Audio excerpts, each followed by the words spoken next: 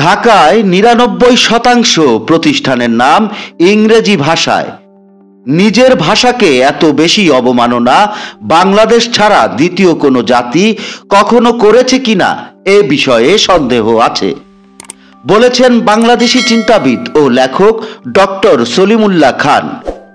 এ সময় তিনি তাত্ত্বিক ইতিহাসবিদ বদরুদ্দিন ওমরের একটি উদ্ধৃতি টেনে বলেন, বাঙালি বা পূর্ব বাংলার মতো লজ্জাহীন জাতি পৃথিবীতে আর আছে কিনা সন্দেহ আছে তাদের ভাষা নিয়ে। ডক্টর সলিমুল্লাহ খান বলেন, এই নগরের জন্য জনপ্রশাসন দরকার, যেমন আমাদের জনস্বাস্থ্য, জনশিক্ষা রয়েছে। বারিধারা, গুলশান, বনানী এসব এলাকায় প্রাথমিক বিদ্যালয়ের জন্য কোনো জায়গা রাখা হয়নি। বাড়ির প্লটকে রূপান্তরিত করে ইংরেজি মার্কা স্কুল বানানো হচ্ছে। এগুলোর নাম দেখলে বোঝা যায় তারা মাতৃভাষা বাংলা নিয়ে লজ্জিত।